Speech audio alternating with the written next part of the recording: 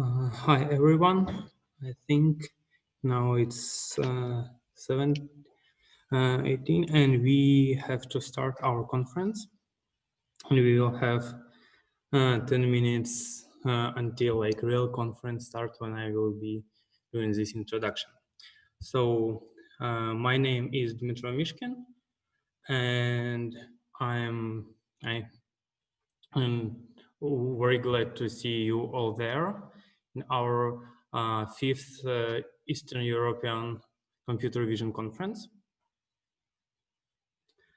And we were organizing this for 4 years with Vitaly Goncharuk, like first founder, and Viktor Zdobnikov, and me, Dmitry Mishkin. We joined a bit later. And all this time it was a super nice small conference in Odessa, although not super small, one of the biggest in Eastern Europe.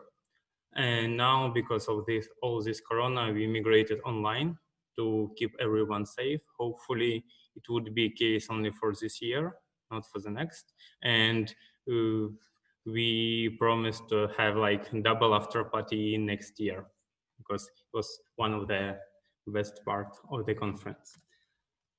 So today we will be our first day. We decided to split our program into 3 days so to reduce Zoom fatigue.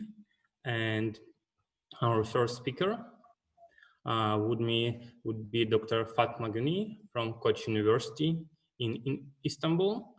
She works for a long time in computer vision, and now she started her own research group in Koç University. And besides this, okay, by the way, I'm speaking without video, sorry. And besides this, she recently published a book on computer vision for autonomous driving. And in addition to this, she was awarded with Marie Curie Fellowship. It is very, I would say, rare and competitive grant. So she is a person who you definitely want to hear. Our next speaker is Dr. Amy Tabb. She works at Ministry of Agriculture of United States. She is a very practical researcher combining agriculture, robotics, and vision. So last year we were kind of getting information that, okay, we went to academics, so we did our best to bring like real people. And our like schedule would be as following. So speaker presents a presentation, and then there will be questions. So do not forget the questions, please write them into Zoom chat, and then I will read them, or you can read yourself after speaker finish. And we will have a short 5-minute break between Fatma and Amy. And one more thing, fortunately, because of unstable connection, we did some tests. So Fatma pre-recorded her talk, but she is here to answer any questions. But to ensure the best quality of the talk, it will be run from the pre-recorded video. Last but not least, so please don't, I think that is just a single day conference. So I remind that next week and week after next week, we will be having 2 more sessions. Next would be again fully technical, and third week would be business, fireside chats with entrepreneurs, investors, and businessmen in AI. And I would be free to ask them any questions and so on. So now I think I will ask Lina to start the Fatma talk. Hello everyone, my name is Fatma and I'm going to present you state-of-the-art methods on optical flow today. I'm sorry that we cannot do this online, but I will be available for your questions in the end.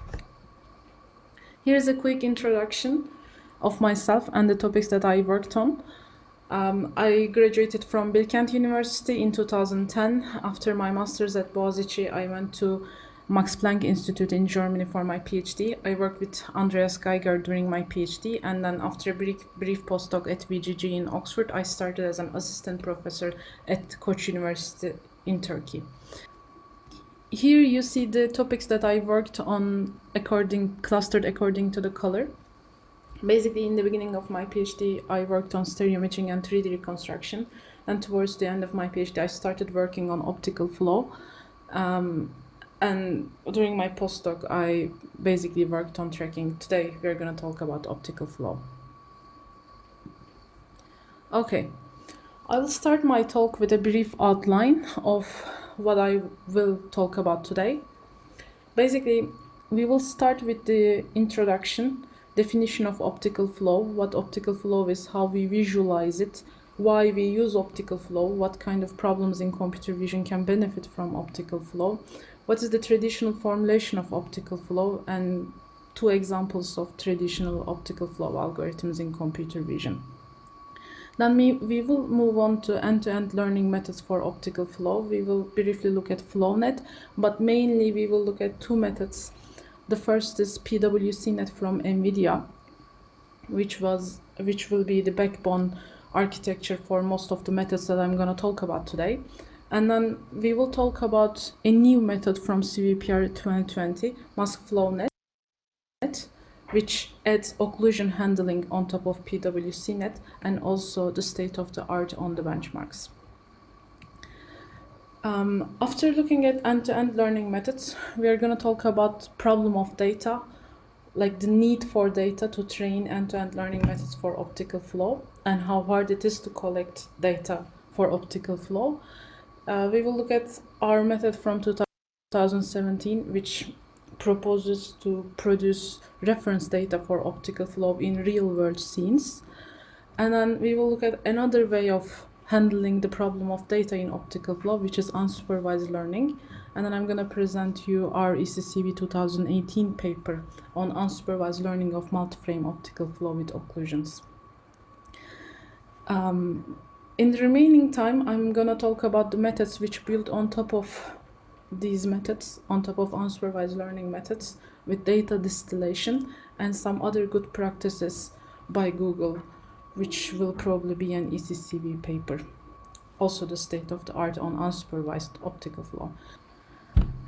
So when we finish the talk, you will become familiar with the state-of-the-art architecture PWC-Net in optical flow, improvements on top of it for both supervised and unsupervised methods, state-of-the-art methods, which is number 1 on the benchmarks for both supervised and unsupervised learning. Okay, let's start by defining optical flow. Optical flow is defined as the motion of pixels between consecutive frames in time, a 2D flow vector at each pixel. So given a pixel xy on frame t-1, its location on frame t is defined by this 2D flow vector, uv, where u is the horizontal component and v is the vertical component or displacement. We simply add this vector to obtain the location of the pixel xy on the next frame. X becomes x plus u and y becomes y plus v. In optical flow, we call the first frame the reference frame and the second frame the target frame. So, just to repeat, given 2 consecutive frames in time, our goal is to estimate optical flow from reference frame to target frame. It's a dense estimation task, meaning that when we solve for optical flow, our goal is to estimate these 2D vectors at each pixel on the reference frame.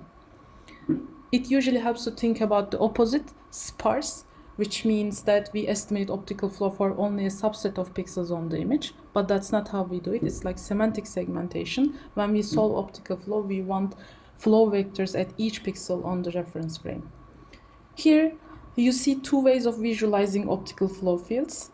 On the left, sparse arrow representation, and on the right, false coloring. Arrow is clear, I guess. But in case of false coloring, directions are mapped to colors on a wheel as shown on the top right here, and the intensity shows the magnitude of the flow. So when you see an intense color like the one on the purple, the creature's head, that means that there's a large motion there on the image. You see another example here. The camera moves down in the Y direction or south on the map, and the girl is trying to stand up. Here I want to mention that the motion of the pixels is affected by the 3D geometry of the world, the structures in the world, or how close the objects are to the camera, or the perspective projection of the camera. But when we talk about solving optical flow, we are talking about solving it in 2D. It is strictly limited to 2D motion of pixels as they are projected to the image plane. When we consider 3D, the structures in the world and the motion, then it's called scene flow. Just to motivate a little bit why optical flow is relevant for computer vision. Optical flow is a long-studied problem in computer vision. It affects every problem in video processing, related to video processing. But probably the most relevant application is action recognition, where the motion of pixels can be a very important cue for recognizing actions in the videos. Some other applications include video object detection, tracking, frame interpolation, or summarization. It's a correspondence estimation task, and it's relevant to all kinds of correspondence estimation tasks like ego motion estimation, structure from motion, or any kind of depth estimation, meaning that like the improvements in these problems can be applicable to optical flow or the other way around. Okay, let's say you're given the task of solving optical flow. How would you do it? Given a pixel in t-1, a reasonable solution can be to look for nearby pixels of the same color in frame t.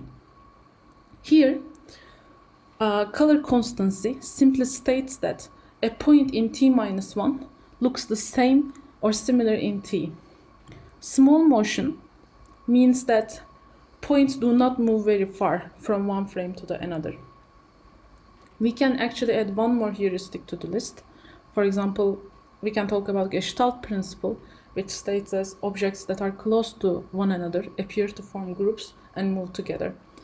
These simple heuristics, color constancies, and small motion lead to famous optical flow equation and later to assumptions which enable traditional formulations of optical flow. The first assumption has a specific name, brightness constancy assumption.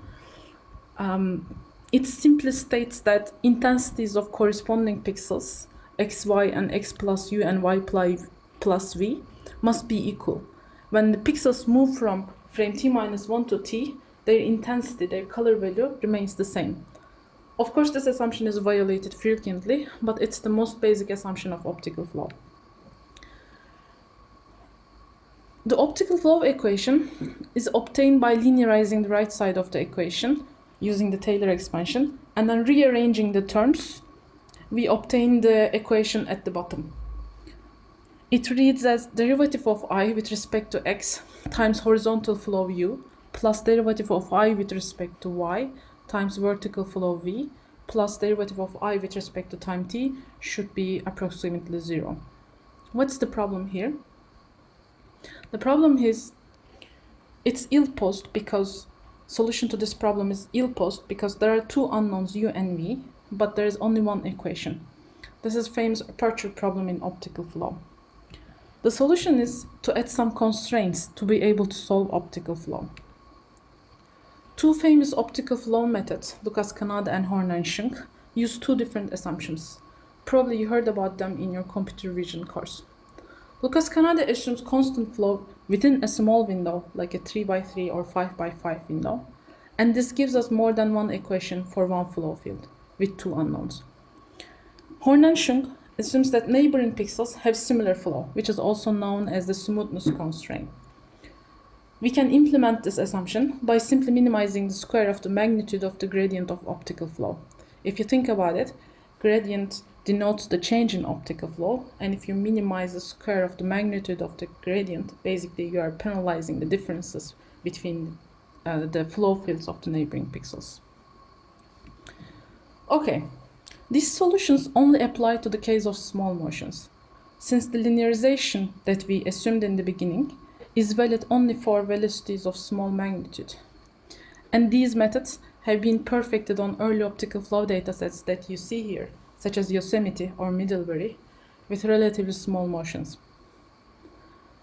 But in 2012, a new synthetic dataset, Sintel, has been introduced with new challenges, including large motions up to several hundreds of pixels, like you see here.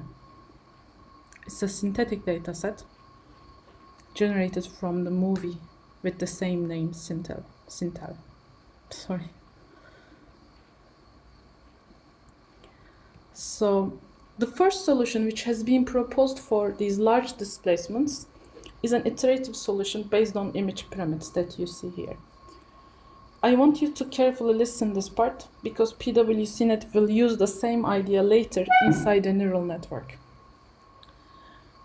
So in Coarse-to-Fine Strategy, we create two image pyramids, one for the image at t-1 on the left and one for at time t. At each level of the pyramid, we downsample the image by a factor, which is usually half. And at the highest level, we start at the highest level, the smallest resolution. We compute flow, warp the image according to computed flow, and upsample by the same factor, and compute the flow again between the reference image in the next level and the warped and upsampled target image. We repeat the same procedure in all levels.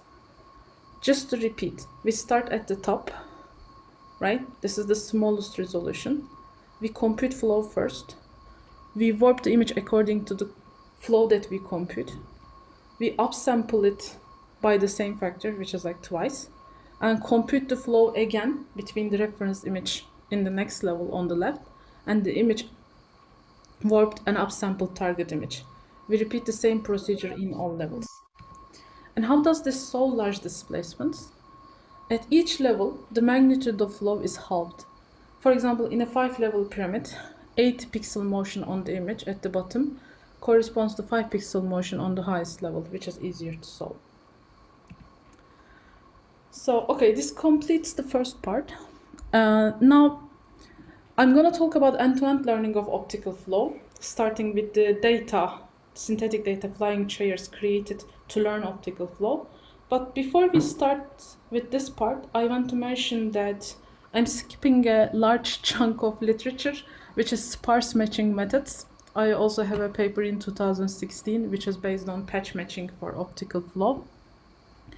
But this kind of approach, sparse matching approach, depending on some explicit matching and some form of optimization, were among the best performing approaches on the benchmarks until 2017. There was some attempts like FlowNet. We had FlowNet in 2015, but it could never outperform the sparse matching methods. This happened like the end-to-end learning has outperformed the sparse matching methods with PWC-Net, which we will discuss later. But FlowNet is still very relevant because it was the first method to do end-to-end learning of optical flow. And they could do it by creating synthetic data, as you see here, with flying chairs. Basically, they got 3D models of chairs, and they throw them onto the random backgrounds from Flickr images. By moving the chairs with the motion that they know, they created the flying chairs dataset. And then they proposed FlowNet that you see here. FlowNet take the full-size image pair as input, as opposed to patch matching methods, and then learn to regress actual flow values with an L2 loss in the end. As I said, FlowNet was working well, and it was quite impressive at the time, but it could never outperform explicit sparse matching methods until PWC-Net. So before we start PWC-Net, first, let's look at the traditional coarse-to-fine approach at one level.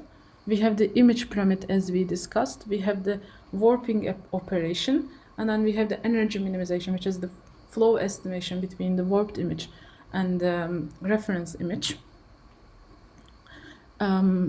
Then there can be some sort of post-processing, but it's not relevant. And then you repeat the same thing at each level of the pyramid with the upsampled flow. Here you see the PWC-Net on the right. There are two important things here. First is inspired by Coarse-to-Fine Strategy. There is a pyramid, but not an image pyramid, feature pyramid.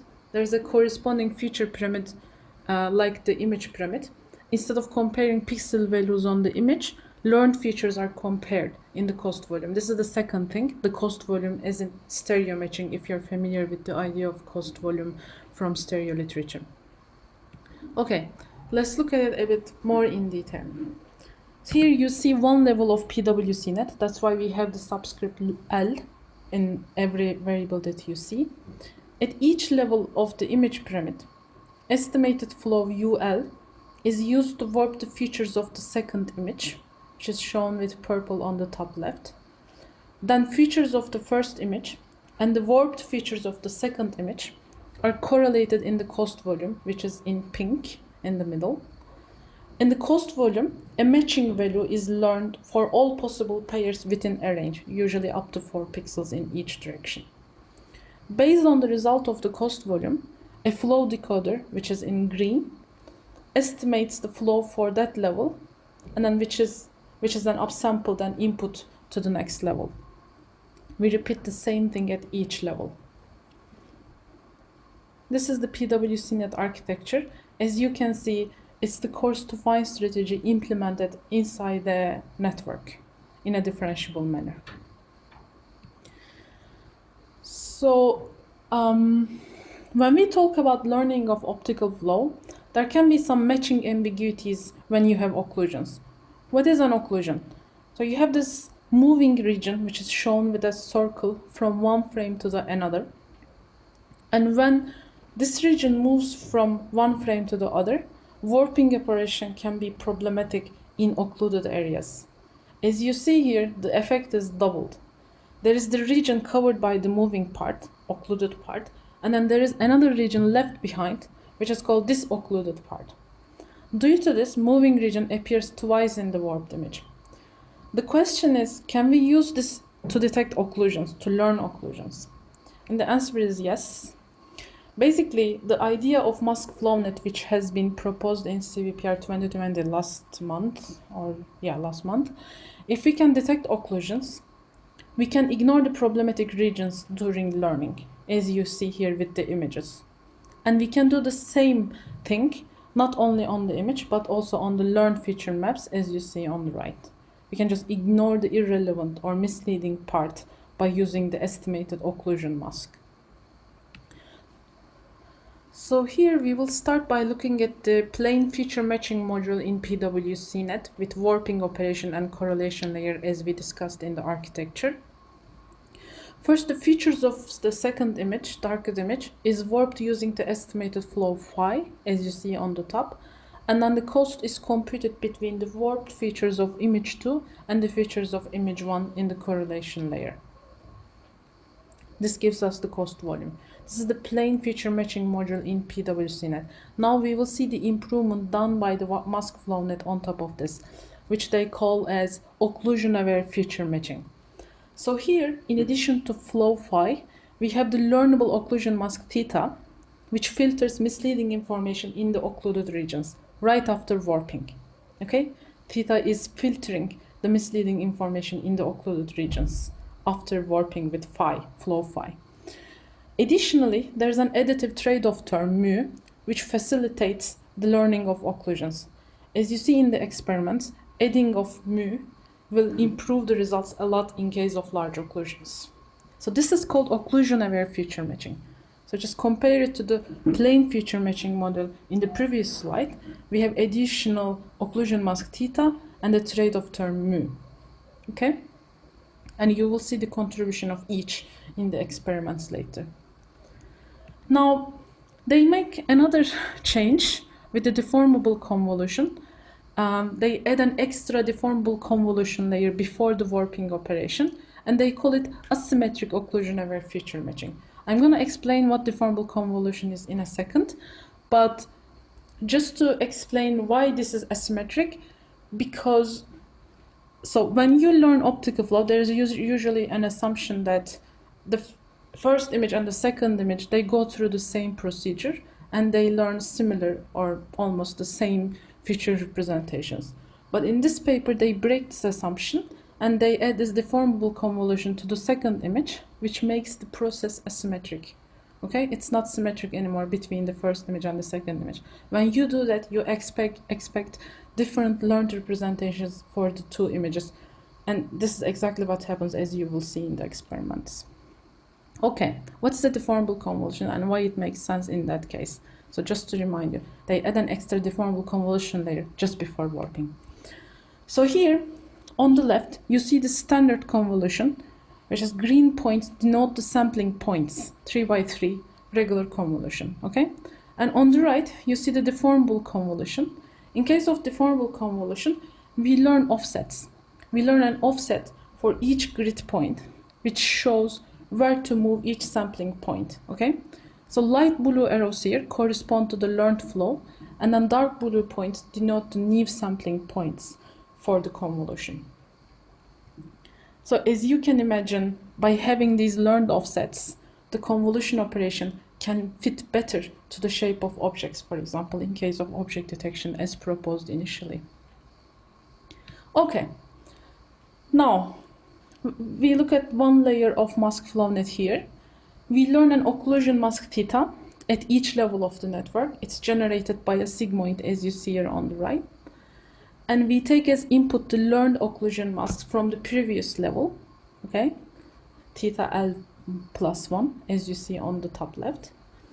So occlusion mask from the previous level is upsampled and fed as input to the asymmetric flow matching module, okay? Asymmetric OFMM. If you look at the full architecture, they have a two-stage architecture. The first one is MaskFlownet S, which is same as PWC-Net, by only replacing the normal feature matching module with the proposed asymmetric optical flow matching module. Okay, this is exactly the same as PWC-Net, just replaces the normal feature matching module with the proposed asymmetric flow matching module. They proposed another architecture where the learned occlusion mask is concatenated to the warped image, as you see on the top, by creating a parallel occlusion-aware feature pyramid structure at the top, purple one. They create this dual pyramid structure. So you have occlusion-aware feature pyramid in purple on the top, and then you have the original pyramid at the bottom in blue. Then you have this dual pyramid structure with both. Okay, and then they're concatenated to produce the final flow output. The result of the cost volume from each is concatenated before decoding the flow. So if you look at the results here you see the source and target feature maps prior to the cost volume. As you can see, they are very different in terms of feature representations that are learned between the source and target, which proves that asymmetric matching module works and produces different representations for source and target frames. And here they visualize the occlusion maps with and without trade-off term. So it already works without the trade-off term, but thanks to the trade-off term, large occlusions can be learned successfully.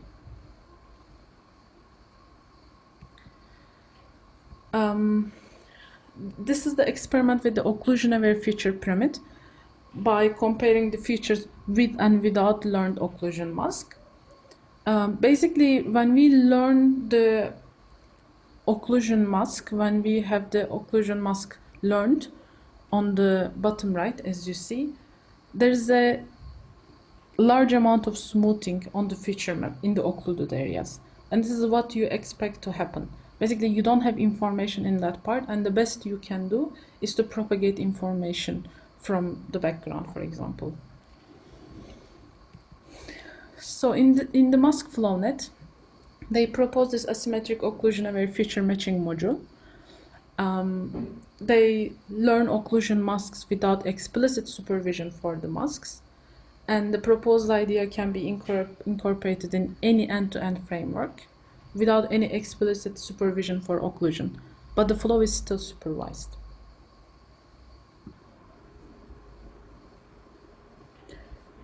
So, as we all know, deep learning is great, but it requires lots of data, and optical flow is no different. Learning optical flow requires large data sets. The difference comes in obtaining annotations.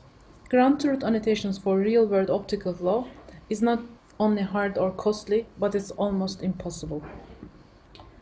If you look at the existing datasets for optical flow, they are limited either in realism or in size. For example, you see the realism on the y-axis and the size on the x-axis here. Kitty, for example, has 200 images. It's very realistic, but the number of images on Kitty is not enough to train deep neural networks. Yosemite and Middlebury are even smaller. Sintel is a bit larger with 1,000 training images, but it lacks realism compared to Kitty. So to be able to train FlowNet, Thomas Brox's group created flying chairs by throwing 3D models of chairs and rendering them in different poses onto the random background images as we discussed earlier. In case of these kind of very synthetic data sets, we can create very large data sets. I think the size of flying chairs at the moment is even larger, 20,000 something. The question is whether the success of the models trained on flying chairs will map to the real world or not. This question, transfer learning, is still an open research question.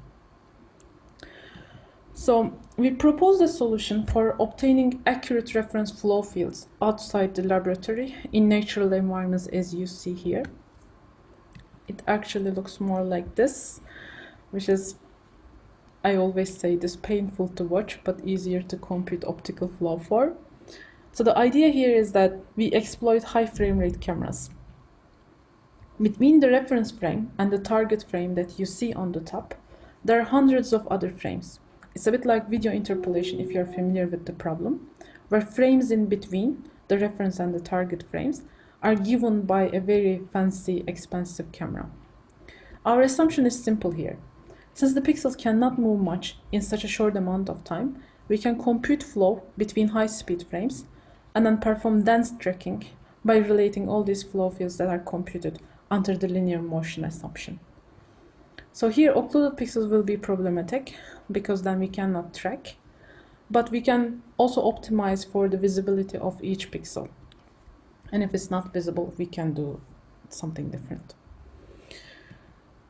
So using high frame rate videos and our method, we were able to create sequences at various frame rates that you see here on the y-axis, corresponding to different flow magnitudes. We also added realistic motion blur, as you see here on the x-axis in columns. This way we can perform systematic comparisons of existing flow methods on challenging real-world data under different flow magnitudes or motion blur. Basically, we have one data set in 9 different settings. For these comparisons and further details, you can check our webpage.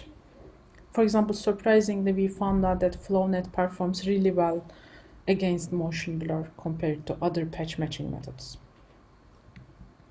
So going back to the problem of data, yes, we can create optical flow reference data as we proposed, but it's still not perfect. Occlusions are still a big problem, big source of error. And if we train a neural network on this data, the reference data that we created with our method, it might learn wrong flow fields in occluded regions. Another solution is unsupervised learning of optical flow.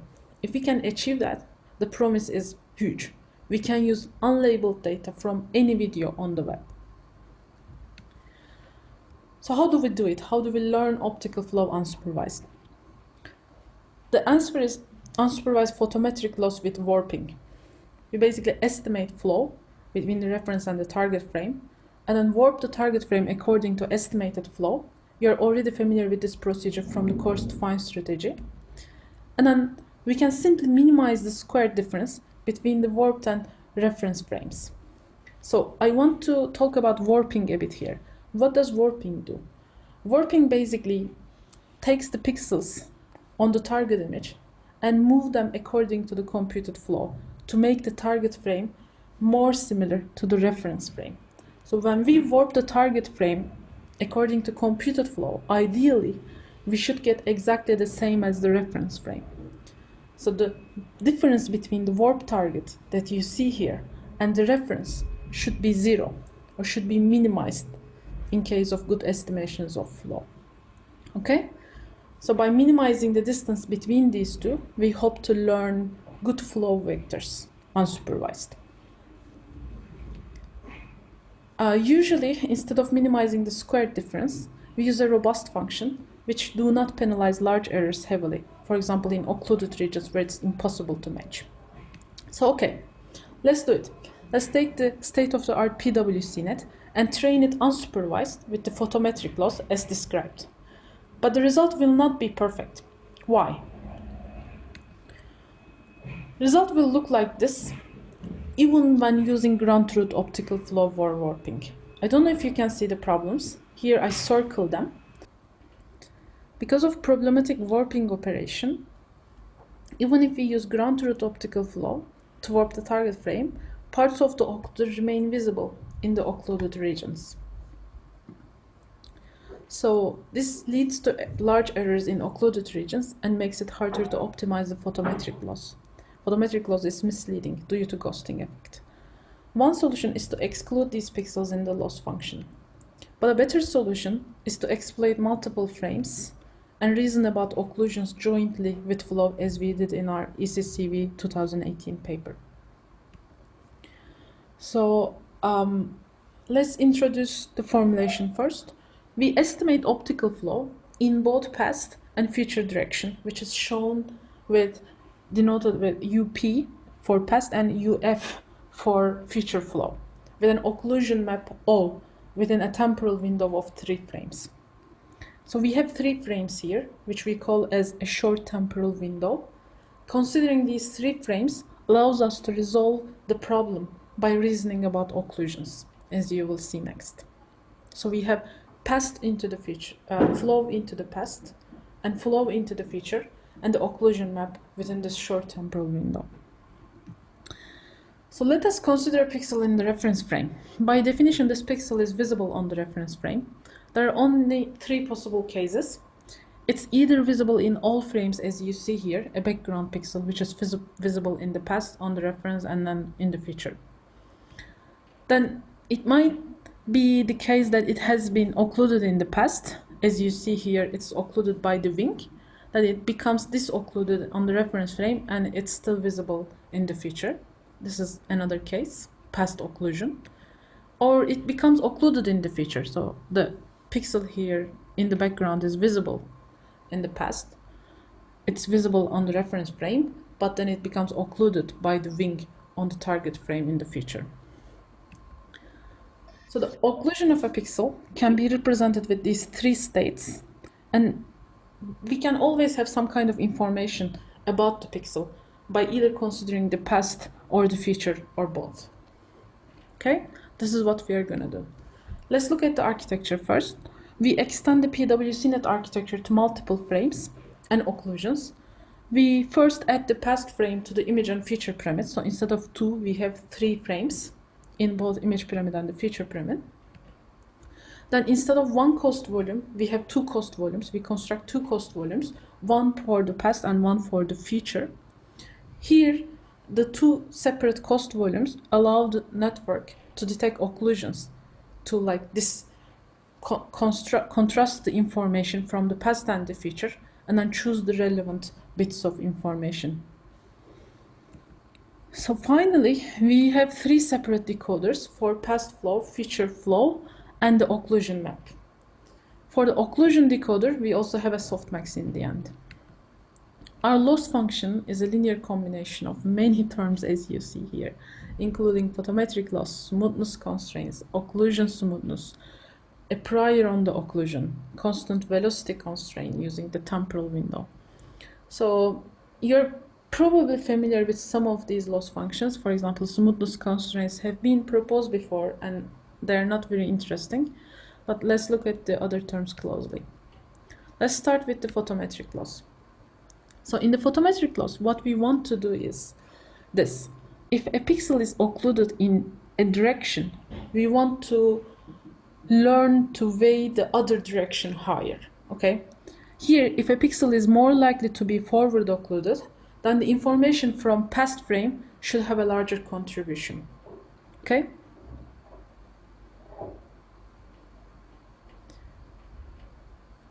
And similarly, if a pixel P is likely to be backward occluded, then the future frame is weighted higher.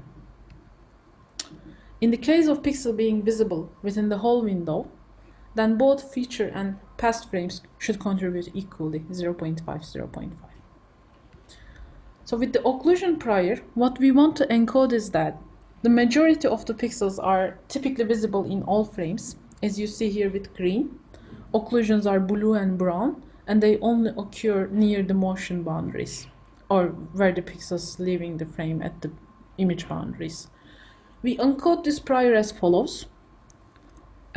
Just be careful, there is a minus. So this term is minimized when the pixels are visible. Both OF and OP components are close to 0.5.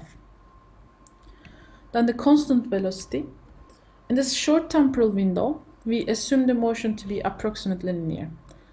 Okay? The simplest way to enforce this kind of linear motion is to use a hard constraint by predicting only one flow field for feature and then just taking the minus of it by reversing the direction of the flow and keeping the magnitude the same. Okay? So the past is just minus of the feature, or the other way around. However, this constraint is violated in real world as the motion is not necessarily linear. Therefore, we also propose a soft constraint where we encourage the feature and past flow to be equal in length but differ in direction. However, this constraint is violated in real world as the motion is not necessarily linear. Therefore, we also propose a soft constraint where we encourage the feature and past flow to be equal in length but differ in direction with the robust function rho. Here is a visualization of our results in comparison to two-frame PWC-Net and ground truth. So as you can see, our model produces better flow estimates with sharper boundaries as well as accurate occlusion estimates. I think two important things here: better motion boundaries and very accurate ground truth occlusions, very accurate occlusion estimates similar to the ground truth. So since our model in 2018, there have been some impressive improvements in unsupervised learning of optical flow. One of them is data distillation, or DD flow in short. So in data distillation, we have two identical models, a teacher model and a student model. So for teacher, the pixel XY and Y1 is non-occluded. We can see the corresponding X2, Y2 on the target image I2 for the teacher model, okay? But for the student model, what we do is basically we get crops on the two images, I1 and I2. And in these crops, X1, Y1 becomes occluded. It leaves the frame, okay? For the student model, there is no corresponding pixel for XY, Y1, X1, Y1 on the target image I2. So by using predictions from teacher model as annotations for the student, we expect the student model to hallucinate flow occlusion on the cropped patches from the original images. So from the same authors, we also have SelFlow, which has been proposed at CVPR 2019. They first train a non-occluded model with the classic photometric loss, okay? So what we do is basically we measure the difference between the reference image in A and the warp target image D, guided by the occlusion map G. So they are the ones creating these occlusions, so they know where the pixels are occluded. And then they randomly perturb some superpixels, selected superpixels in the target image B to hallucinate occlusions. If you are not familiar what superpixels are, they look like this on image E. They basically respect the image boundaries.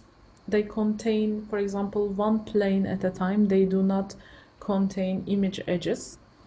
And these superpixels, when you move a superpixel, it can create realistic looking motions between the two images.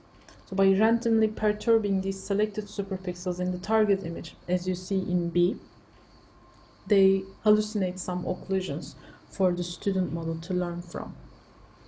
And this created very good results in unsupervised learning of optical flow. So next, I want to talk about a bit about this archive paper from Google. Basically, the paper is called What Matters in Unsupervised Optical Flow, and what they do is they compare existing options for unsupervised learning of optical flow for different terms. For example, photometric loss, occlusion estimation, smoothness constraint, what we talked about, data distillation, and other choices, other experimental choices like pre-training, image resolution, data augmentation, and the batch size. And what they come up with basically is some good practices, like what works for unsupervised learning of optical flow. So if we look a bit more in detail, you have options, okay? When you decide to train an unsupervised optical flow method, for example, for the photometric loss, you can simply use L2 loss, but this will not work very well. As I said, people usually use some sort of robust loss functions. For example, generalized Charbonnier. To learn more about these functions, robust functions, you can check 2010 paper, Secrets of Optical Flow from Deching Sun and Michael Black, which got the Test of Time Award this CVPR. So they compare, for example, Lorentzian Charbonnier and generalized Charbonnier with different parameter settings, 0.25 and 0.45. So basically, when you, in this term, when you have alpha equals 0.5, you get the Charbonnier loss. It becomes non-convex when alpha is less than 0.5, and it's slightly non-convex penalty function when you have alpha 0.45, and it's usually better than Charbonnier penalty. So the next photometric loss that they compare against is structural similarity index, as you see here. It's highly used for depth estimation, especially on Kitty dataset. Here, mu x and sigma x are the local means and variances in a local region on the image.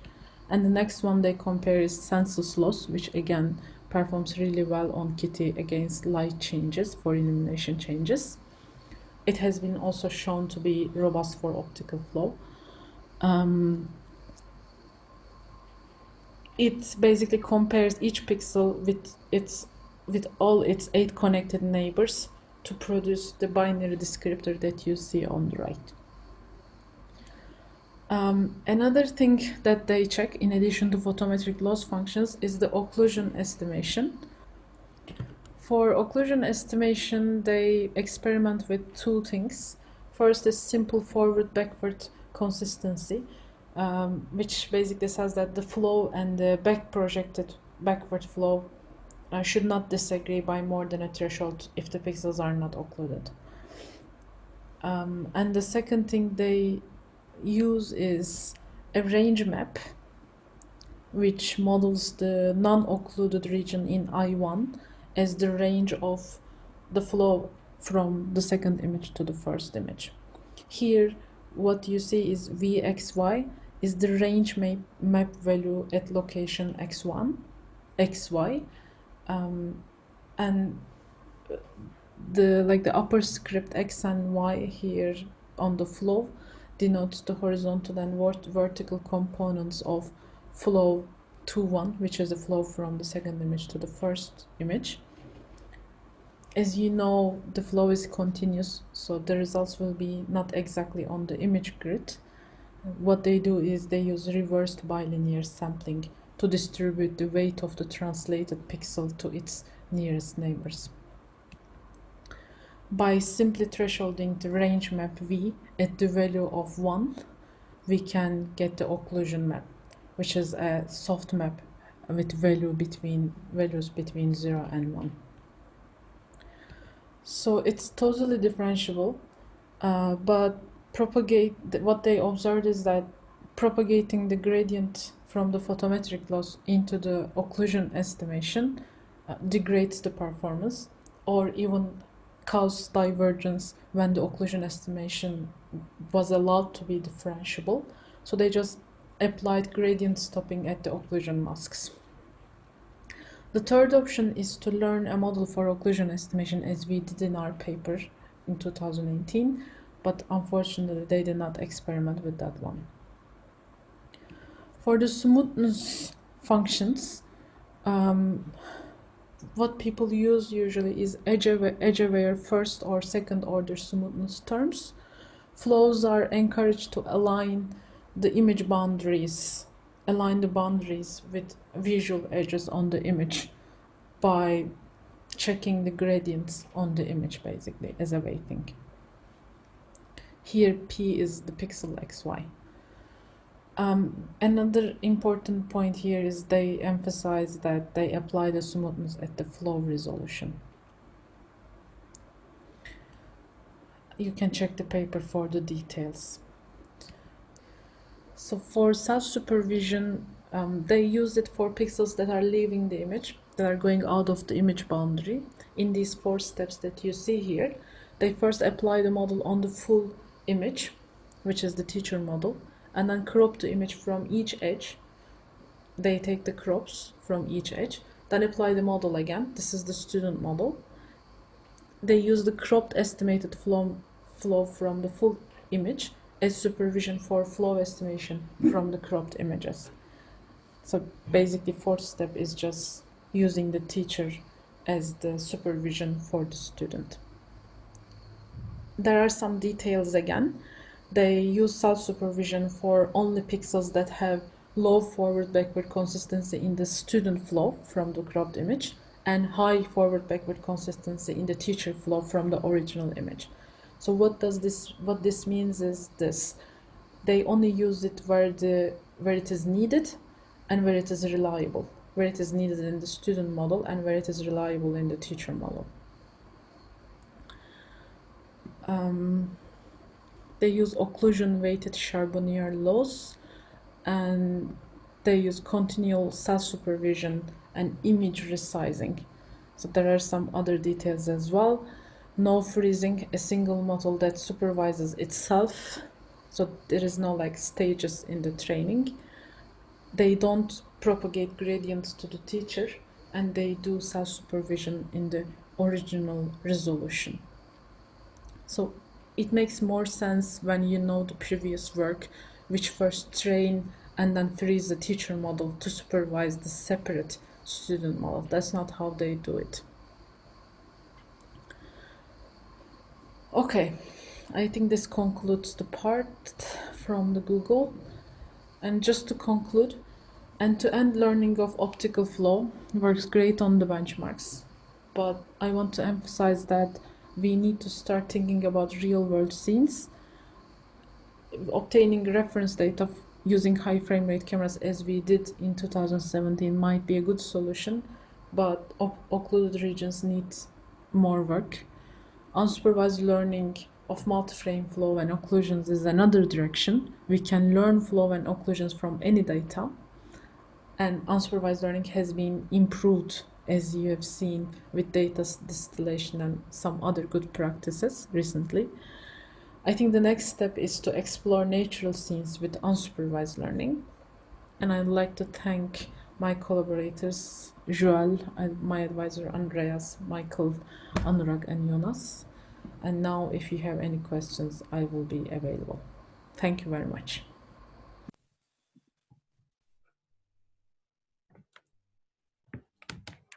Hi, thank you, Fatma. We have questions, and I think let's now try that. If you have a question, you unmute yourself and ask question. And first will be Victor. He has a question in chat already. Okay, go ahead. Yeah. Can you hear me? Yeah, okay. Yeah, sure. Hello, Fatma. Thanks for your talk. The formulation you provided is pretty similar to conditional random field, which has sometimes exact and sometimes approximate solutions. And it would be um, nice to know whether you have tried this kind of solution instead of network approach. So yeah, this I think goes to the part where I skipped, which is the sparse matching formulation part. There in my 2016 paper, we were using a regular like loopy belief propagation algorithm on top of patch matching. So with patch matching, what you learn is the data term. You get the cost function or the data term for possible matches, and then you optimize them in a conditional random field, but it's really, really slow. It was working well. Yeah, that's how we did it in 2016. And before that, people used variational frameworks, variational optimization. Yeah, that's exactly it. It has been used before. Also, if it's slow, but if it actually solves the problem, that might be used for data acquisition, solving the problem. Yeah, actually, in the 2017 paper, we were again using a traditional variational framework. Exactly, yeah. If you have a high frame rate camera, you can use the variation framework to obtain reference flow fields. That's what we showed. Yeah. Okay, thanks. I think I should go through the full story carefully. Yeah, thank Yeah, you can check the papers for details maybe. Yeah, exactly. I didn't talk about them in detail. It's yeah. Yeah, but there is one end. So thanks. People are usually more interested in recent end-to-end stuff, so I just skipped some details to be able to talk about state of the art. So sometimes, unfortunately. Okay, thank you. Yeah. Okay. Any other questions? Actually, I have a question regarding real-world data. So, anyone try to use some simulators? These, I don't know, Habitat, Carla, or like others? Yeah. Are they like applicable or far from be used? Or No, they are. Definitely, they have optical flow data. I think Carla has playing for benchmarks has flow data. I mean, it's the same problem, right? Like it's only simulated kitty. It's not like when you train something on them, you are not going to get good results on Sintel. It's only applicable to traffic scenes and in a simulated environment. The transfer learning is really the issue there, even for kitty. Yeah, there is data. There is data. You can learn certain things. I think you can learn like spatial smoothness. You can learn maybe multi-frame relations on this data. It's valuable, but I think there is work on top of it. Even if you train your model on these kind of benchmarks, then you need to think about how to make it applicable to other benchmarks or real world. Real world is no one tries. Like even the other benchmarks will fail you in that case, I think. thank you. Answer questions because I have several, but okay. Yurachurka. Okay. Okay, I'll read the question. Did I get the idea right that teacher and student are the same model, but consequently working on the different data? Yeah, in the Google paper, definitely. Yeah.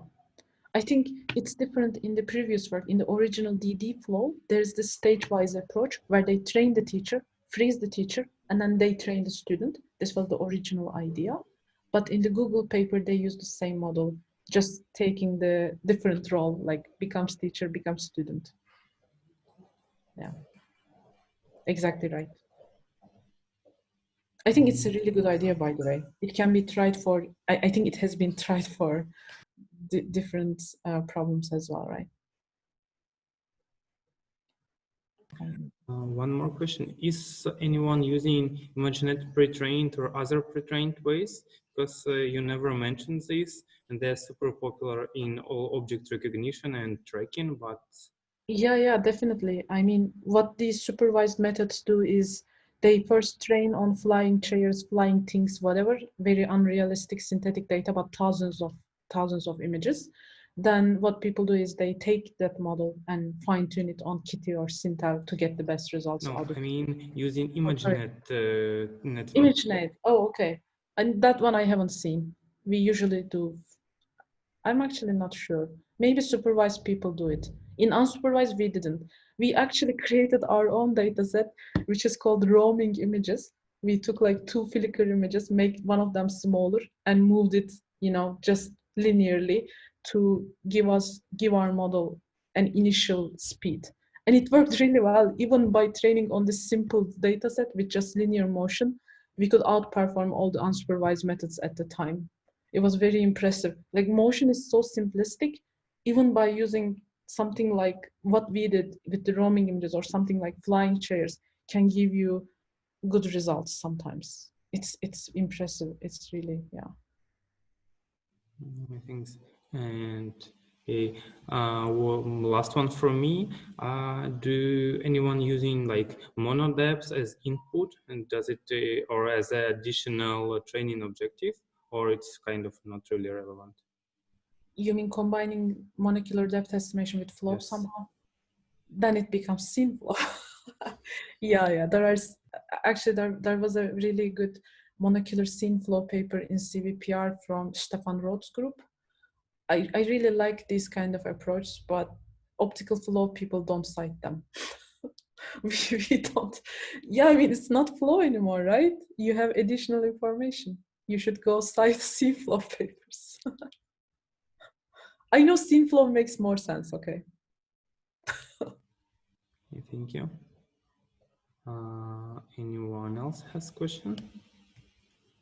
Okay, if no, I think Fatma again, I would instead of audience, and so we have 5-minute break, and after this, in the break, I encourage you to introduce yourself in chat. Maybe you will find some new collaborators, friends, and whatever. And by the way, Fatma is still looking for PhD students.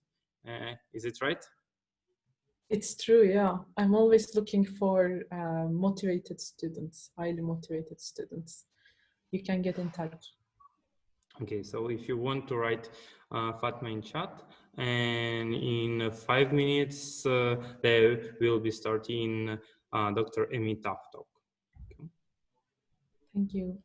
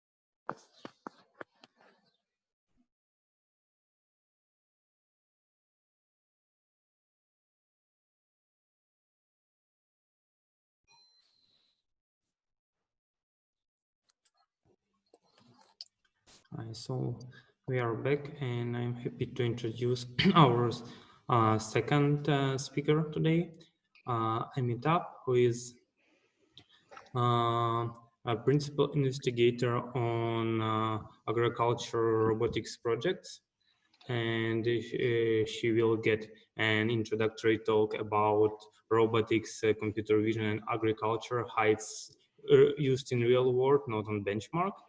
And I'm not sure if she will be mentioning this or not. She's also author of a great like software package for camera calibration called Calico.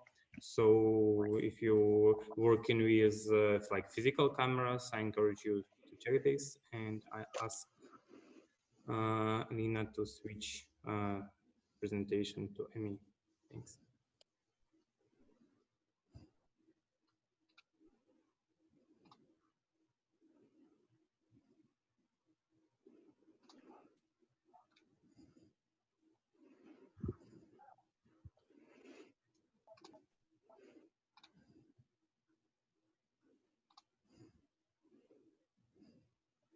I'm still not able to share my screen yet.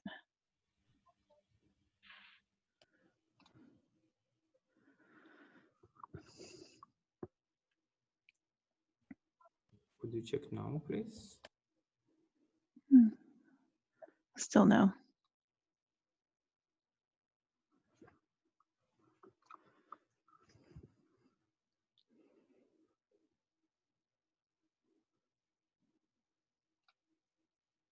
Okay.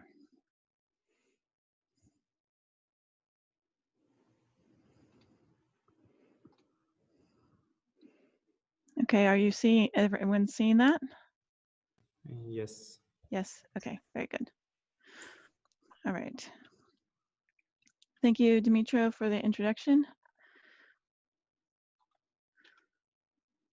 All right, so I have the title of my workplace has a really long, acronym, like many government places in the US. So I'm going to break that down a little bit. So the first part is USDA, is the US Department of Agriculture. It's a really big department, and it covers many different aspects of agriculture and food production in the United States. And then the second part is the agency name, ARS, or Agricultural Research Service. And so it's within that agency, we do long-term research, and people who work in that agency are scientists who are similar in many ways to what universities do. We're different in that we don't have an explicit teaching requirement. And then finally, the location name is the Appalachian Fruit Research Station. So within ARS, it has a distributed model, and each of the individual locations are spread all around the US. And each of them has a theme.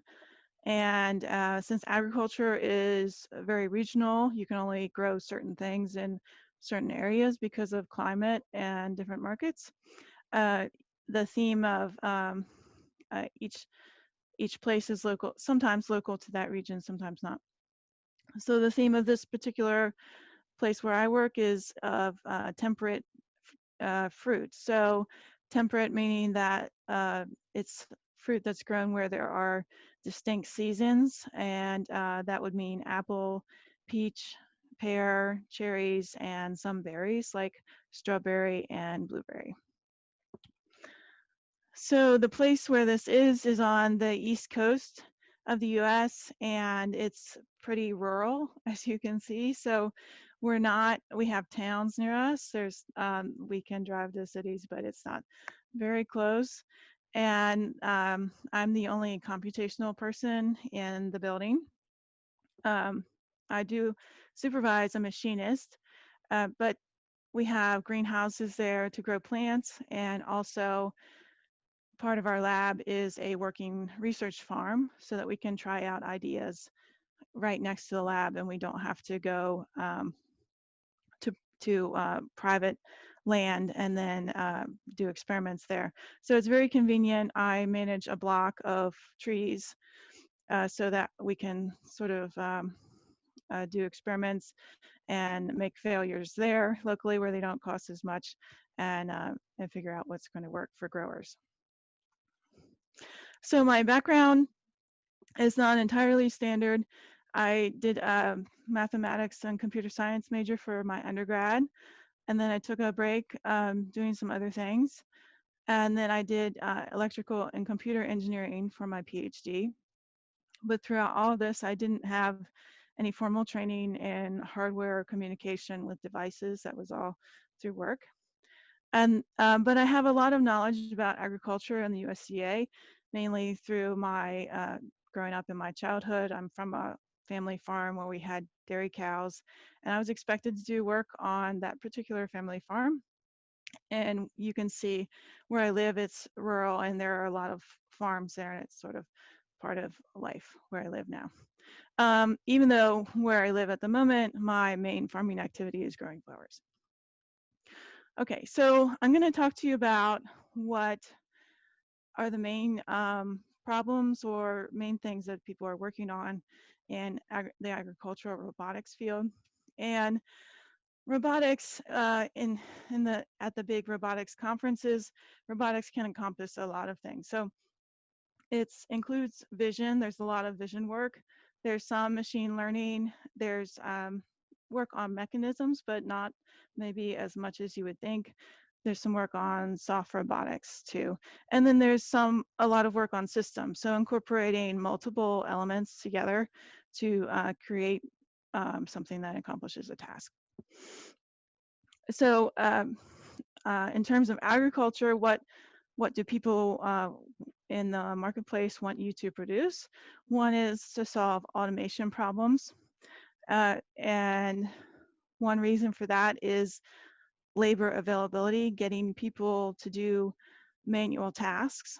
So in the US and in many other places too, the problems of dealing with annual crops, field crops like corn, soybeans, wheat are largely solved by large machines.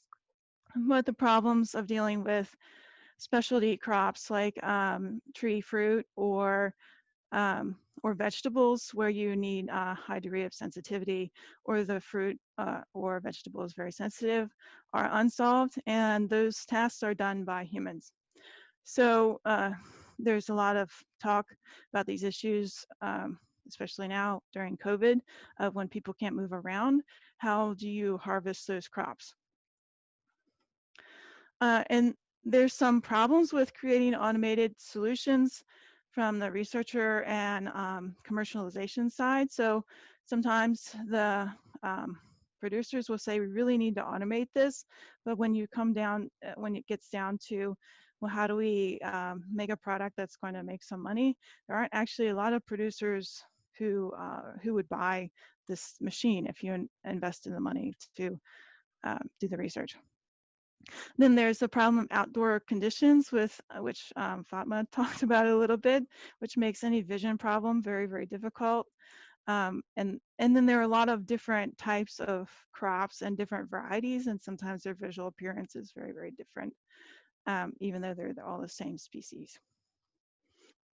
Then the next area is precision farming. And so that area is about making targeted decisions so that you can farm more efficiently. So an example of that would be if you knew the nutrient profile of a field and you could plant, say, corn more densely or less densely according to the nutrient profile of the field, so that you could get the most out of what that field could give you. So just making more and more informed management decisions. Sometimes it means being able to make those decisions sooner or use less of a spray. And as a result, some of this can be done offline and some of it's done with satellite. So this goes into the remote sensing community. The last division would be phenotyping. And the phenotype is the observable characteristic of an organism. So this kind of work is measuring aspects of animals or plants for me for biologists in breeding programs. So what they want to do is breed plants that are more robust or have characteristics that are desirable. And so a lot of that work used to be done by hand, the measurement aspect. And so when you work on these projects, you're developing automated solutions. Some of the phenotyping work can also be done offline. So in this talk, I'm going to talk to you about one particular long-range project on apple pruning. First, I'm going to describe to you what is apple pruning. And then I'll talk to you about the system that we developed to work on this project and the details of just one algorithm that was involved. And then sort of the results and some lessons that we concluded as a result of that. And then how some other applications came up that we could apply that system to. And throughout, I want to focus on some things that didn't work from classical computer vision that, that I thought would work in the beginning. And then also talk about how in these kinds of projects, at first I thought that I had to define success as getting something up and running that could prune a tree and then you could publish. But part of academic life is getting publications out. And so it's necessary to slice the work into smaller modules. And I'll talk about a bit about that as I go along. So first of all, pruning apple trees. So this is me with apple trees. And so with, a row of apple trees. And so apple is grown differently all over the world, even in the US. If you drive 2 hours north, it'll be grown differently than it is here. But they're generally pretty big, so about 4.5 meters tall. And I'll talk to you about why we even prune and how, what is a system of pruning. People fight about this. And when you prune and what impact that has on the problem. So first of all, why do you prune? So there are two impulses of growth in fruit trees. One is the vegetative growth. So you have the leaves and shoots, and they that growth provides more energy to the tree. And then you also have the reproductive growth, which is the development of fruit. And when those two impulses are in balance, that is what fruit people call a calm tree. And so the why of pruning is to keep these two impulses in balance so that you keep the tree sort of smaller and also get really good quality fruit for the market. So what happens when one of these things goes out of balance? So if you get too much vegetative growth, sometimes this happens with certain varieties of apple, or it also happens just from usual growth, but it can also happen when there's a lot of rain in one year, especially in this region. So you get a lot of shoots and a lot of leaves. The tree will sort of go into more of a bush type state. Then reproductive growth will drop, and you'll get either really small apples, and in the marketplace, those are not desirable at all. So since fruit growers are in the business of selling fruit, they do not want that to happen. And in perennial crops like trees, the decisions that are made in 1 year, you have to live with in subsequent years. So if you don't prune 1 year and your trees turn into more vegetative trees, then you have to spend multiple years afterwards correcting that problem. If there's too much reproductive growth, on the other hand, so say you have a lot of flowers and you don't thin them appropriately, and there's not enough vegetative growth to match that, then that reproductive growth, it needs nutrients from the tree, and the tree can die or become weakened, and then that's also undesirable because it takes multiple years of the tree being in the ground before it will produce fruit. So tree pruning is done in the winter when it's sort of uncomfortable, or can be really uncomfortable to be outside. And in the US, most of the tree growing regions are in the north half, New York and Michigan, Minnesota, very, very cold. And they're leafless, so that presents some computer vision challenges. And then also it's a seasonal activity, so you have to get labor who want to go prune trees when it's snowing or very, very cold. And then they're not pruning after it becomes springtime. So I'm going to describe the procedure for renewal pruning, which is a style I'm going to talk about in a very short time. So this is a tree in a central leader system. And first of all, you identify the trunk, or what's called central leader in this particular style. And I just outlined that with yellow. And then you find the branch with the greatest diameter. So they measure the diameter where that branch meets the trunk. And then you remove it.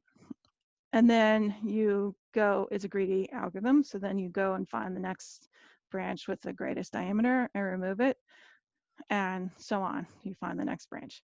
Now, and then you stop when the tree is at a level of pruning that you think is appropriate.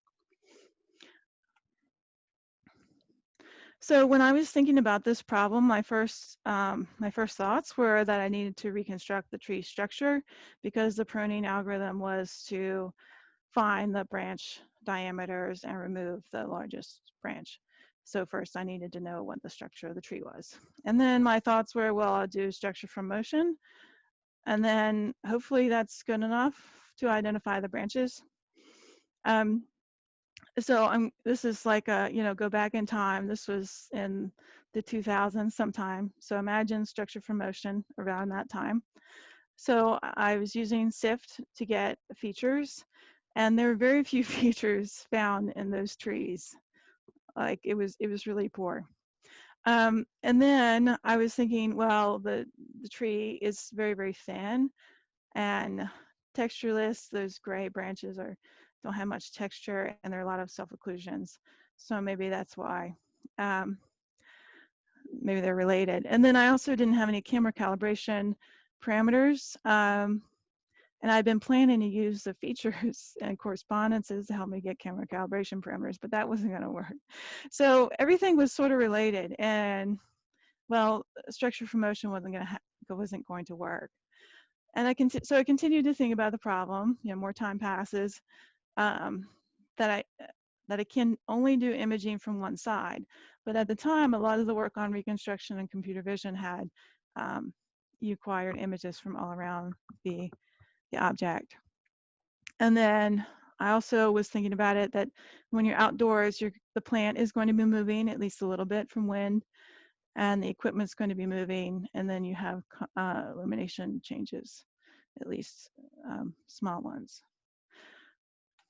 So more time passes, and so I thought of a new method. So we can't change the fact that the tree shape is thin, but I'd done some work on something to do with human activity tracking or something like that, with background subtraction. So I thought, add a background to constrain the environment at least a little bit, and then compute some silhouettes, and even if they have error, that would be better than before. And because the tree shape is thin, it might be possible to reconstruct the tree shape. And then don't worry about estimating the camera calibration from the silhouettes. Start with calibrated cameras, even if they have some error, that would be better. So with all those components, hopefully we can generate something that will work. So, okay, so then this is a break. This is a system that we developed. So first, we use a robot to acquire images. And so with using the robot, you can estimate the camera calibration parameters. And I'll go over that in a second. So you can generate many images using that robot with 2 cameras in it. And then each image is segmented and generate a reconstruction, and then estimate the branching structure from that reconstruction, and then take the measurements for a pruning system. So those were the initial thoughts. And then the calibration step would happen one time in the beginning. So in the very early days, I had this wall of cameras. A lot of them were webcams because they're very, very cheap. And then I had this calibration process to calibrate all those things together, which, there are obvious problems with that, but it worked in the beginning. So then I started using the robot for which can give you the camera rotation and translation parameters. So the relationship of the robot to the camera transformation matrices is this relationship. So AX equals ZB. So B is from the robot controller, and your calibration process gives you the X and Z, and A is what you want. That's the camera homogeneous transformation matrices that you want. So I use some established methods. So this calibration problem has been studied since the early 90s. But I noticed that if I use the same equipment, I got some really different results. And so that seemed strange. And also I knew in field conditions that would really be bad for me, because I'd have to create a test suite to determine which calibrations to even use, which I really dislike doing things like that. So I reformulated the problem using reprojection error, just in the same way we do camera calibration in Zhang's method from 2001, and also added a way to incorporate multiple cameras. So then I could use it for reconstruction.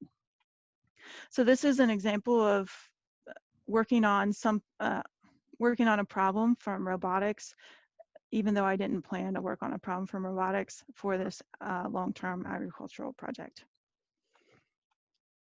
So this is one of the platforms for the field.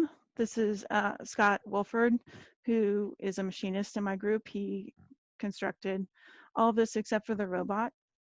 So it's self-propelled, and it can image those trees that are 4.5 meters tall. So some features of this is that it has a lift here and a rail here, so that we can experiment with different heights of the robot and different distances of close or away from the tree.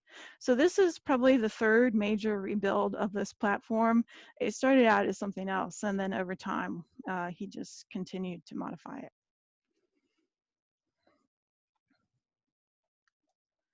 This is an image of the background in the field, and this is one of the versions we had. It also changed over time. So we have a orchard vehicle and then the background behind. And so you may be able to see the wires, the trellis wires here.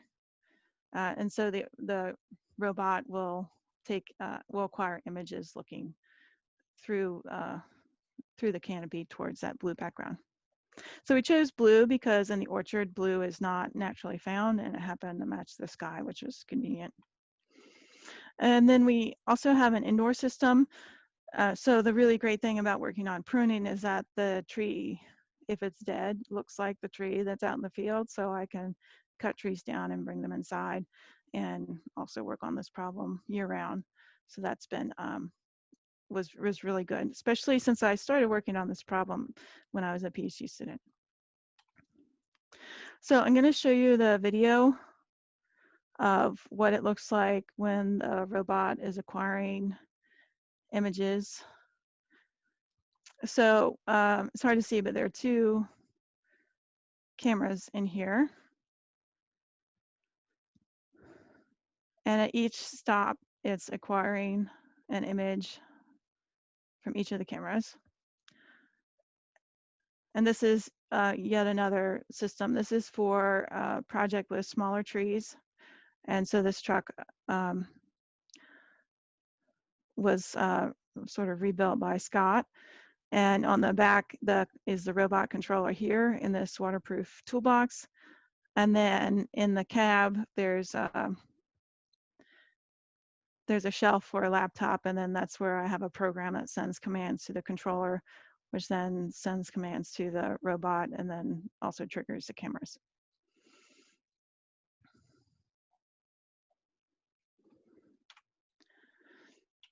Okay, so now I'm going to talk about the algorithm that's at the center of this talk for reconstruction. So it's a voxel-based algorithm, and voxels just split the space into discrete units. And in this case, they were I chose cubes. Now, one problem, well, there are a couple problems with voxels, but one problem is that for this project is that the space that I want to cover is quite large because these trees are very large, but the features I'm interested in are very small. So that can lead to a very large number of voxels. So I'm going to just give you a sketch of how I went about formulating this problem. So here are some of the silhouettes that result from the segmentation step, and you can see that they have some error, and also each image doesn't cover the whole tree because you have to be pretty close to the tree because of the arrangement of the rows of trees, and but that's not an issue. So I represent that as a set of pixels P, and then we have this voxel grid,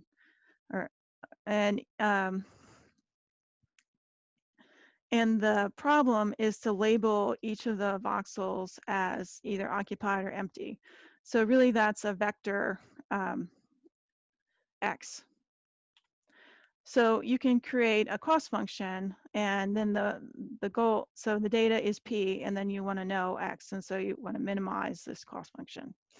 And so this is all in a paper, and this was the bulk of my PhD thesis. But I'm going to explain it here. So if you look at this little example in 2D, so the triangle is the camera field of view, and say you have a 1 pixel P sub I, and you back project P sub I into the voxel grid here. The P sub I's back projection will intersect with a set of voxels, and that's the set S. I'll just say it's the set X. And so then then the cost function is the mismatch between the reconstruction's projection to the image plane and the data, which is P sub I. And so you can generate that with this function down here, SIE, or silhouette inconsistency error function. And so you can generate that by multiplying together the labels of X, which are Boolean, or sorry, the labels of S, which are Boolean, and P sub I. And the way to get that to work out is to flip the usual occupancy labels. So usually we say that a pixel is occupied and it's 1, but I flipped it to say that it's occupied and then the label is 0. So to create the function for all of the pixels, you just sum all of the individual pixel level cost functions costs together. And then that problem is a pseudo Boolean optimization problem. Now, if you're thinking that this is sort of familiar to other problems in computer vision, it is. So there's a question from Victor about conditional random fields. And in the throughout the 2000s, there's a lot of work on graph-based graph cuts in computer vision, MaskFlow, MinCut, all that kind of stuff. And in the computer vision world, they're called graph cuts. And the formulation was like really similar to the pseudo-Boolean optimization problem. But in operations research, it was called pseudo-Boolean optimization. So there was like some rediscovery of some of those operations research results, which in the computer vision world, which sometimes happens. So if you're familiar with that kind of work, you'll know that some of these problems are in the class P if they have certain characteristics, like if there's a modular and quadratic and all that. But this is really not one of them. So I went to an approximate solution. So here's an example of one image and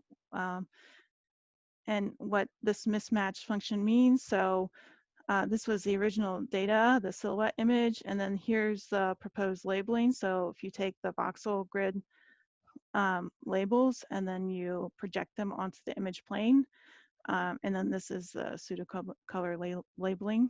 I don't know if on Zoom you can see any of it, but anything that's not white or black is where it doesn't line up. And so on the edges of the images where you might have gotten some error in calibration or some vibrations is where there's a problem, which sort of makes sense. So as I mentioned earlier, there's a problem with voxels in that when the search region is large and your features are small, you have a lot of voxels. So to deal with that problem, I worked on a hierarchical approach. So first, the number of voxels is small and the individual voxel size is large. And then I search around the occupied voxels. So I'm only searching a subset of voxels and then divide the voxel size. So by continuing to do that until a target voxel size, you test only a subset of the voxels and also in the process reduce some of the noise. So in the final iteration, we only tested 1.3% of a very large number of voxels, over 300 million. So another problem that I didn't plan to work on, like the robot camera calibration, was curve skeletonization. So I plan to use established methods, but this is what my surfaces look like. So near the top, you see a lot of noise, and that's a result of only getting images from one side of the tree and also only using silhouettes. But when I looked in the literature, I saw these very, very smooth kind of models in graphics and for curve skeletonization. And so I had a hard time finding works that were practical on extracting structure of from surfaces that had noise. So in the end, I had to come up with my own approach because the state of the art it didn't work on my data. So this is my approach on one of these trees. So it extracts the branching structure pretty reliably, and we assess this on synthetic data as well. So this is an example of a module that we extracted from the bigger project and published it in the Winter Applications of Computer Vision conference. And then because so much of curve skeletonization has been studied in graphics, we also had to assess it on graphics style models. And you can see it works pretty well on this dinosaur too. So because there had been so little work done on curve skeletonization on sparse, noisy data, I was contacted by someone who had sparse, noisy data in the medical community, and that work was recently, it's out in a preprint in TPME. And so they had MRI images of the brain, and so they had segmented the blood vessels of the brain, and then all the state-of-the-art methods did not work for extracting the center lines. And so that's where my curve skeletonization method came in.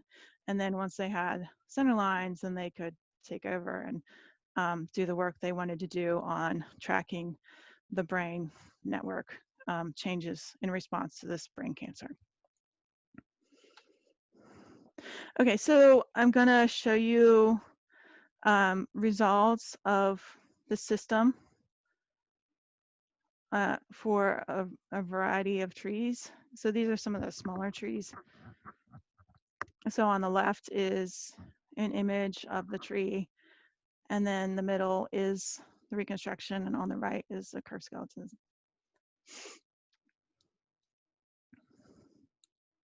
So you see some of these artifacts I was talking to you about in the curved skeleton work, and also some of the noise that is in reconstruction. But that generally gets taken care of in the curved skeleton step.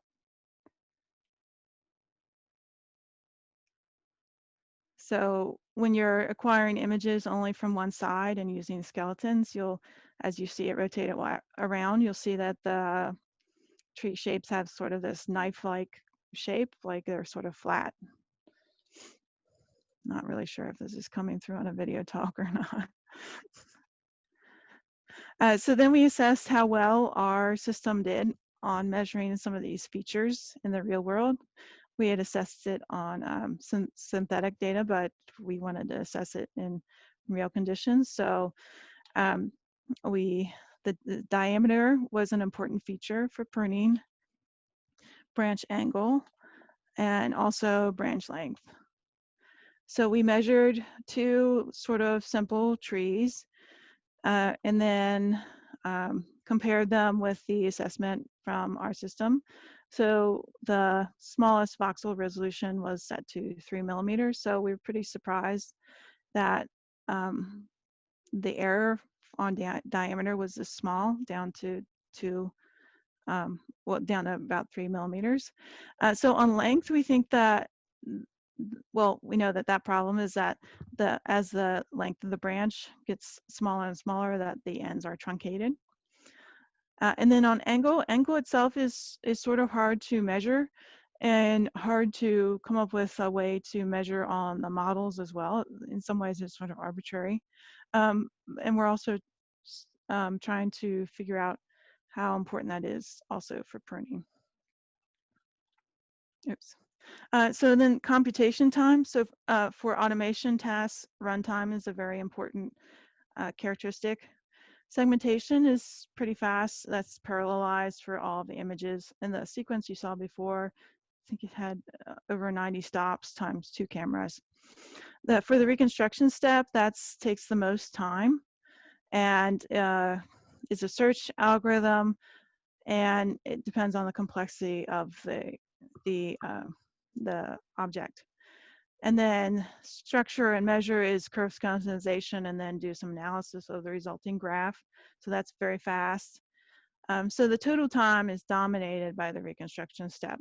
So 9 minutes is way too long for pruning, but it's fine for other applications. And I'll tell you about those. And then we summarized all those findings for a paper in one of the robotics conferences.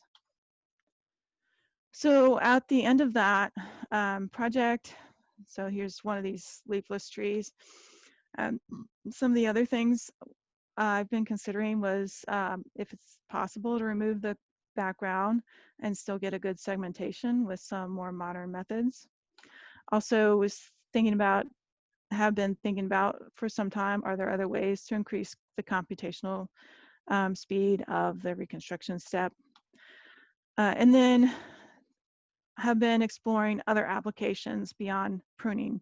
So as time was going on this project, I came to realize that with the time involved with getting a good reconstruction of the tree, that doing the pruning itself was probably not reasonable at this point in time. But other applications came along which were good fits for this system.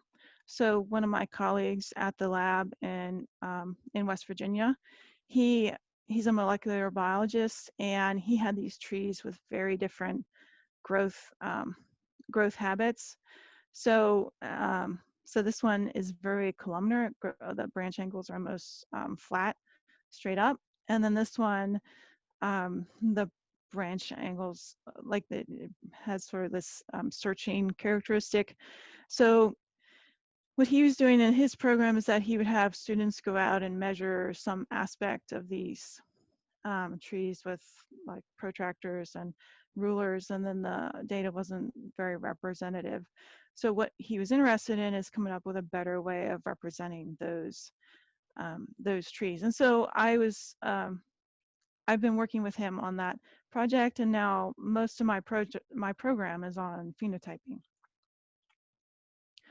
So I wanted to share with this community some areas within agricultural robotics that I think there's a lot of opportunity for research on them. So semantic segmentation of small objects, there's a lot of need for things like that. So I've worked on segmentation of flowers in tree fruit, but there are a lot of other applications that are very, very similar, and there's not a lot of work on the classical computer vision side that I've seen like this. So the 3D reconstruction and reasoning in these large outdoor spaces for automation is also, there's a lot of need for that.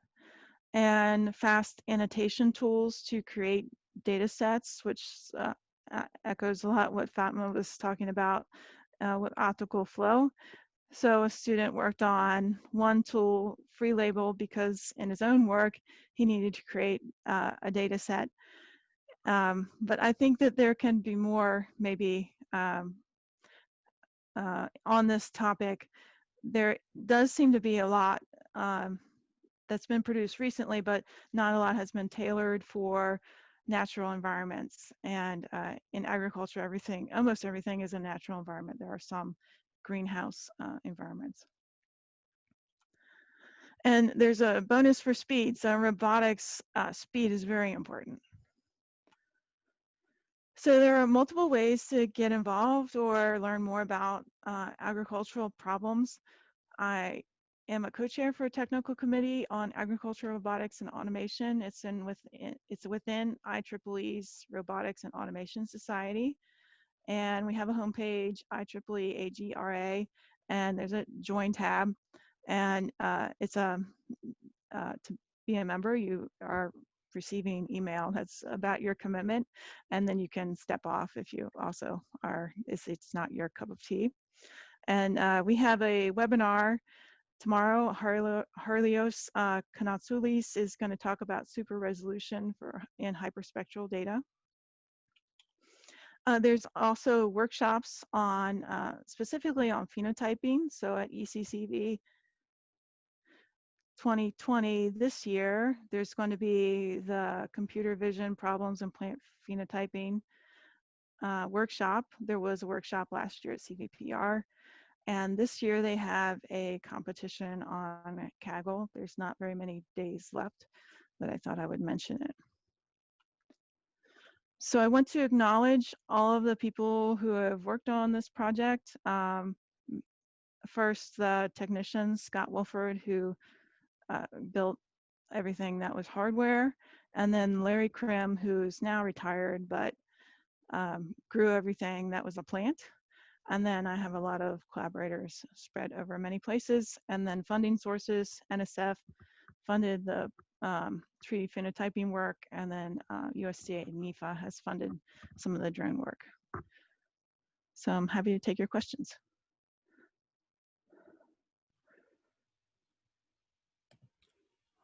Thank you, Amy. So if anyone have questions, just speak up and ask them.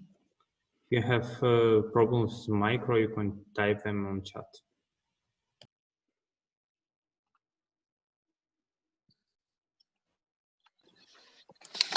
I have a question. Do you hear me? Yes. Thank you for presentation. I wonder if we have an ideal segmentation, are there any robots that can recognize where to prune, where to cut the branch? Yeah, they, there are some robots that are easier to work with than others, and there's continuous improvement from robot manufacturers. but path planning and all of that kind of thing is also a whole nother research topic. So there's still, like, once you determine where to cut, then there's still other problems, and getting a robot that's large enough and navigating to the cut points without injuring the tree. Okay, thank you. So I didn't answer your question with yes or no, because it's sort of like a maybe. It's like you are saying that there is research. Right, yeah. So there are no working systems now. No, there are no working systems. Thank you. You're welcome.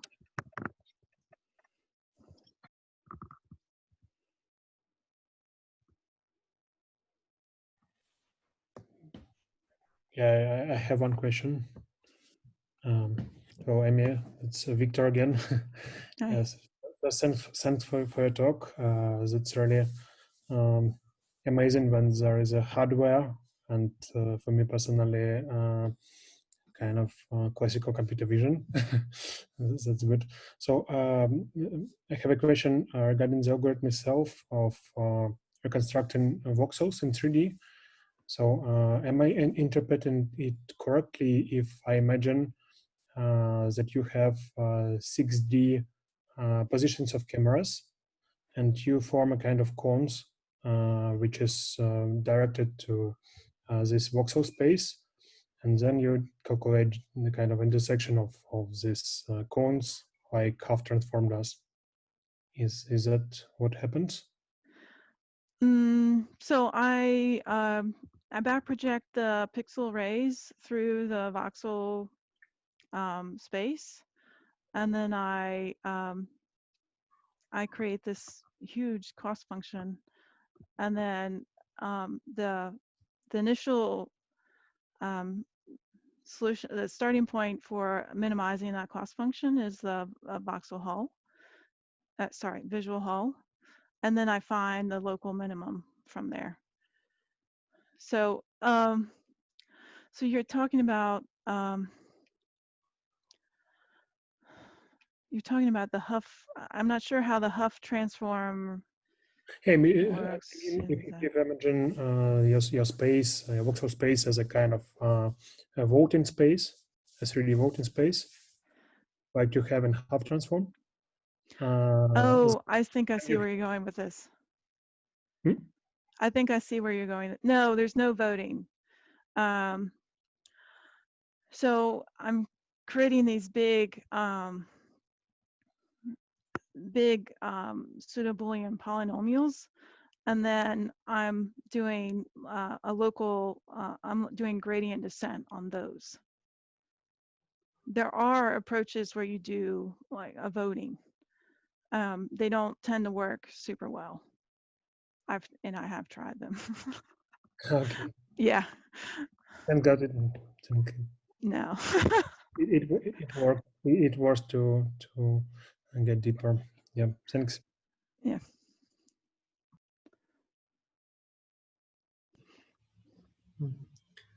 I have a non-technical question. So this camera wall plus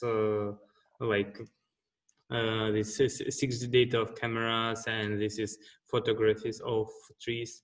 Are they kind of available, or can be they done available, or is just like private US department data? And they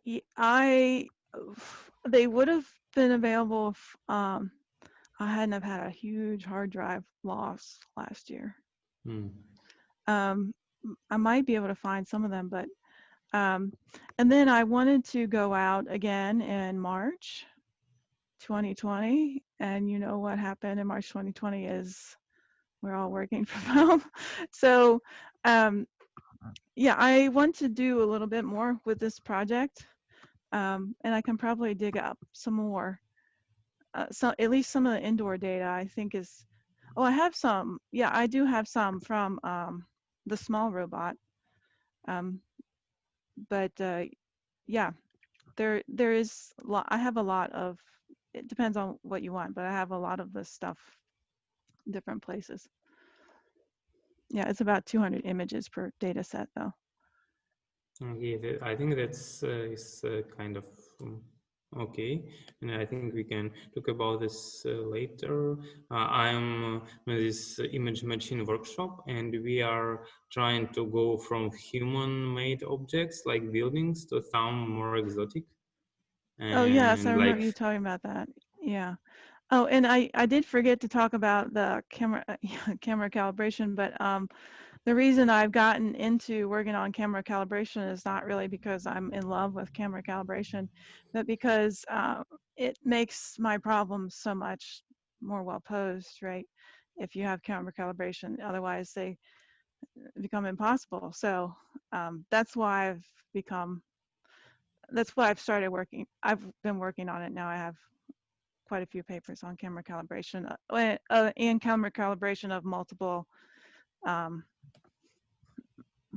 things. So either multiple cameras or camera and robot, etc.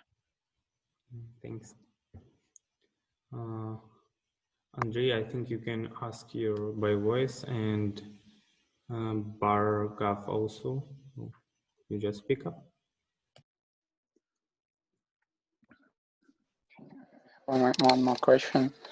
So why do you use RGB cameras, not some depth sensors?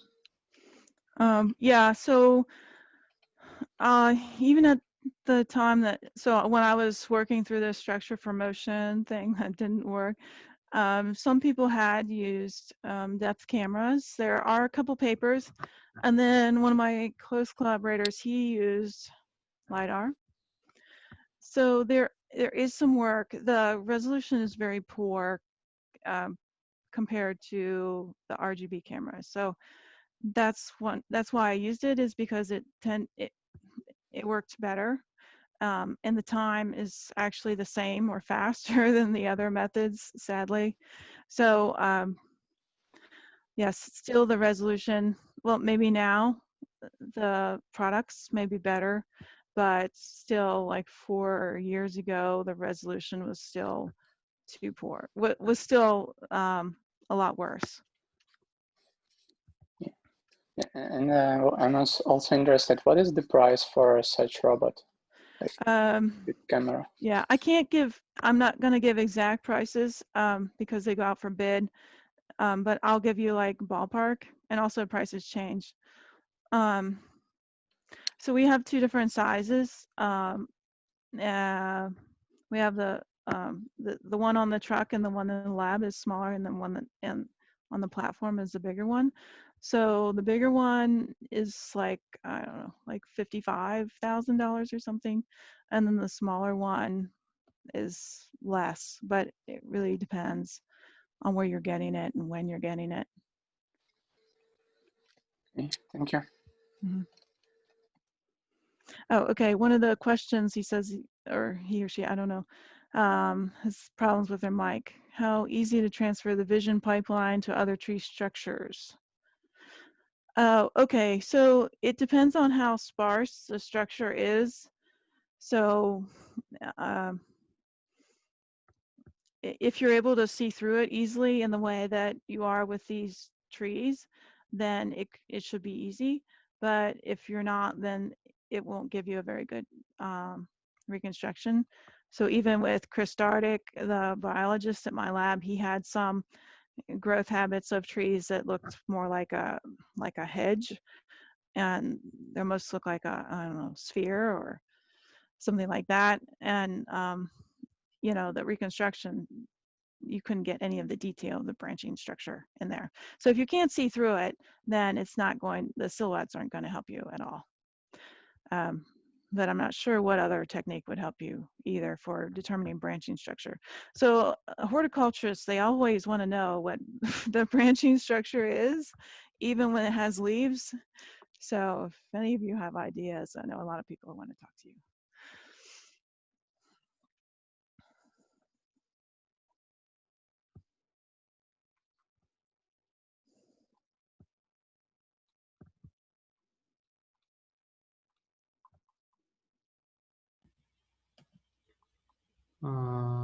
Okay, if no other questions, I'll ask last one. So regarding you mentioned the annotation tool. So how much time it takes to annotate data? And actually, I don't really get for what do you need annotate. I mean, for learning methods, yes, but your methods looks like not learning. It's like classical computer vision, right?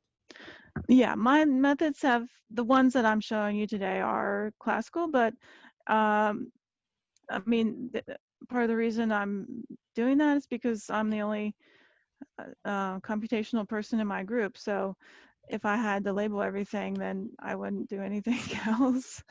So, but other people are working on learning methods, and this seems to be a common complaint, is finding labeled data or the time it takes to label data. So if I wanted to come up with a learning-based method for segmentation, I would have to label those trees, and they're very, very thin. So how would you go about doing that? I mean, I have labeled them before for illustrations and things, and it's just sort of, you know, it can take a long, long time just for one image. Things like that. Yeah, thanks. And there is one more question in chat.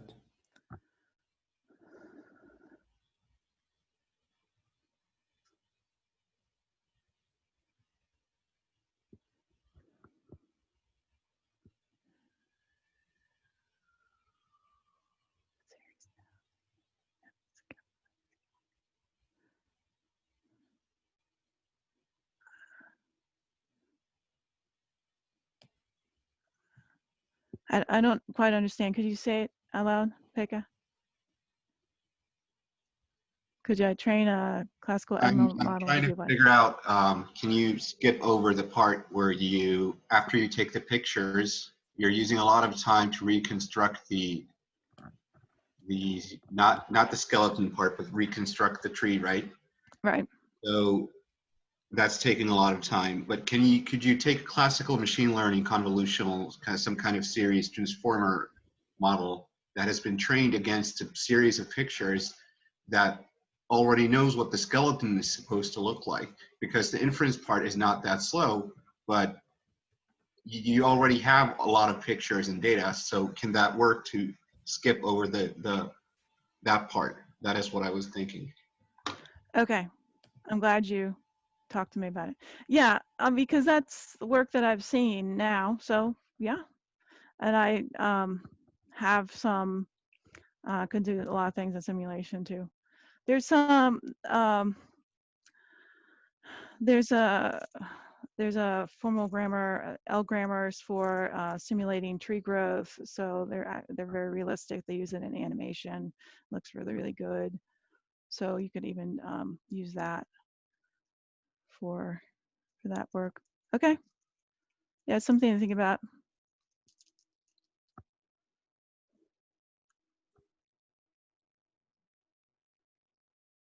Anybody else?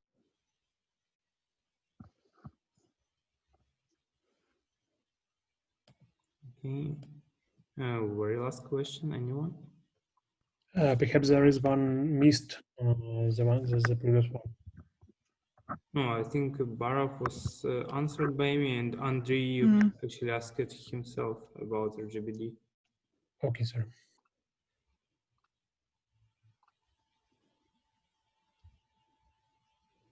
Okay, if no, I would thank Amy for presentation. Well, the problem of the virtual conferences, and thank you all participants for spending this nice evening with us. And next week at the same time, we will be doing two talks, one about deep network binarization and quantization, and another about state-of-the-art in robot geometry estimation, like camera pose, fundamental matrix, ransack, all this kind of stuff. And I hope to see you and your colleagues here next time. And thank you. I think we can conclude with this.